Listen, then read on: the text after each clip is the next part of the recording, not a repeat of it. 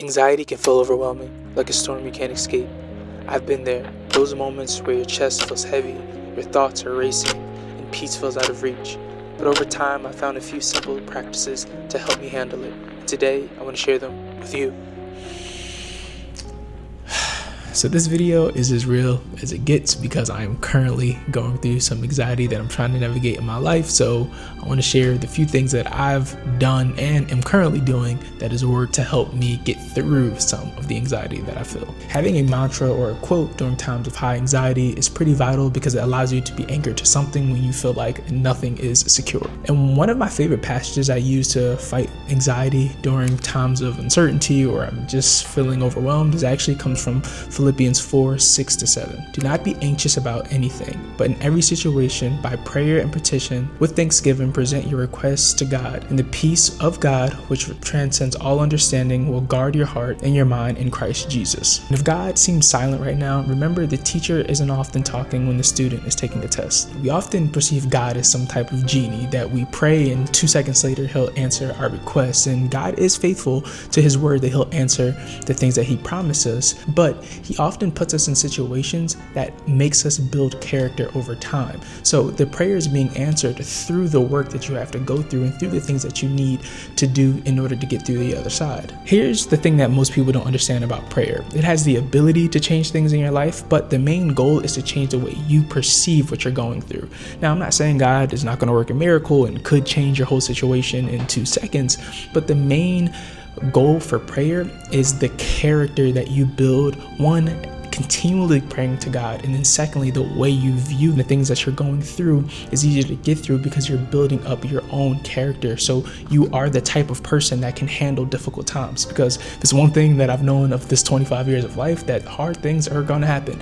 Difficult times are going to come. Now, what are you going to do and who are you going to become within that time when you are going through something that's difficult? Something else that brought me immense peace was actually walking. Going on a walk was one of the most simple things that I did to better my relationship with anxiety. I don't know if you've ever heard of a quote that it's kind of hard to be depressed when you're lifting heavy things, which is pretty true, and I found that out in my life as well.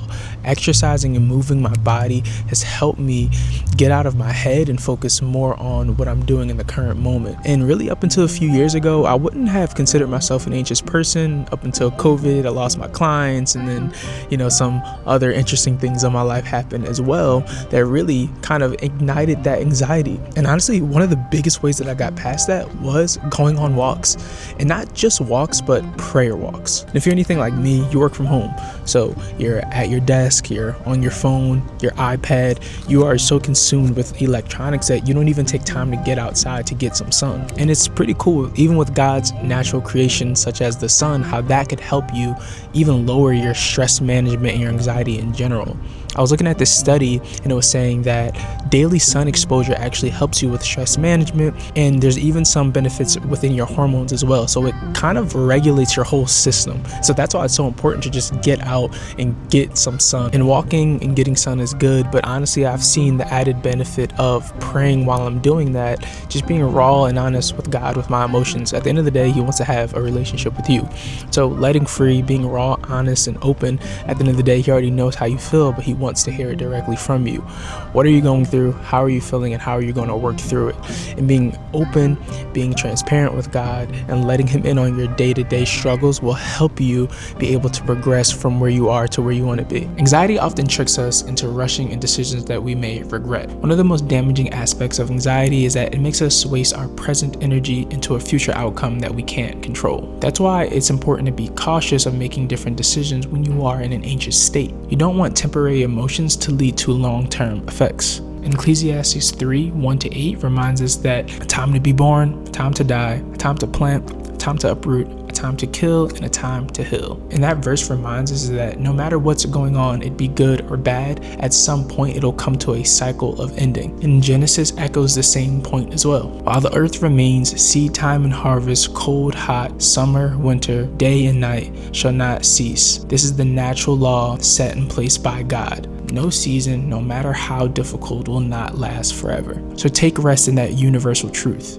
Anxiety can often feel like a bit of a mystery, but oftentimes it's triggered by a specific thing. And so here's how I identify where my anxiety is coming from. Obviously, for most of us, when anxiety comes up, it comes with certain feelings, like your heart beating fast, or you feeling uneasy, or just overthinking your thoughts, whatever that may be. So for me, tracking that feeling and then understanding sometimes anxiety comes after that has been really empowering for me, because it gives me a sense of control. Like, I kind of know what's going on. I'm like, okay, if I'm feeling this, that means anxiety is coming up because I'm dealing with these certain patterns, that my heart is going fast, or I'm overthinking, or this uneasy feeling that I have just in my body in general. And obviously this is common knowledge, and it was common to me, but I didn't really fully embrace this until really a couple weeks ago.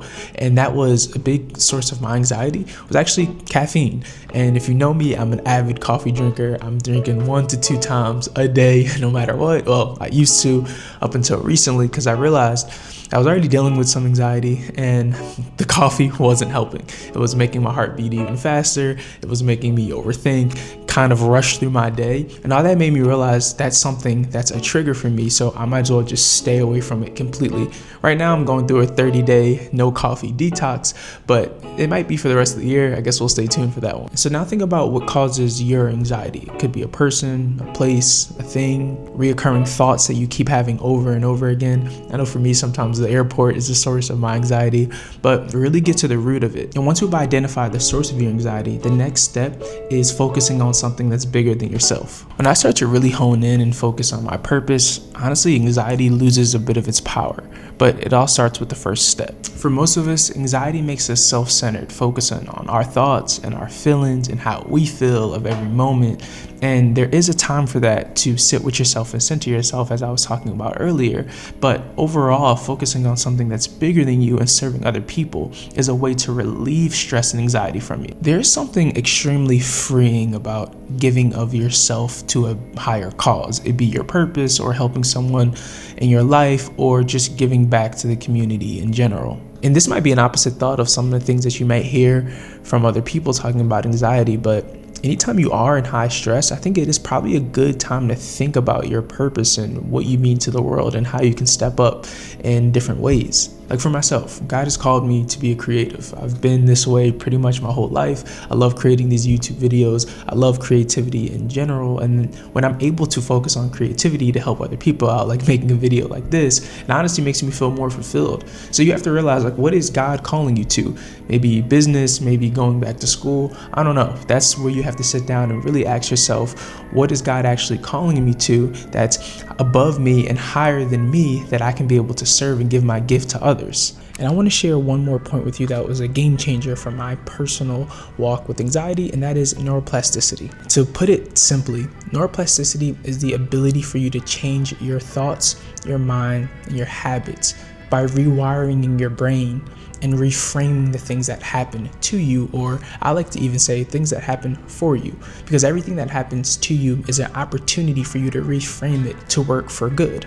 For me, this has been constantly choosing the better things for my life, whether it's praying, meditation, or just taking a time of silence and replacing my thoughts of lies with truth. And as you continually swap out bad thoughts for good thoughts, over time it creates a new neural pathway in your brain to help you deal with your anxiety, or really any bad thing that you're going through. Remember, anxiety is a challenge. It's not permanent, and you have the power to be able to rewire your brain over time with choosing the correct things and thinking about things that are good or that are high rather than that are low, and bring you to a certain point emotionally. The brain is a powerful tool once we are able to use it in the correct way, to be freed from the things that we're going through, freed by the constraints and the down parts in our life once we understand how it works.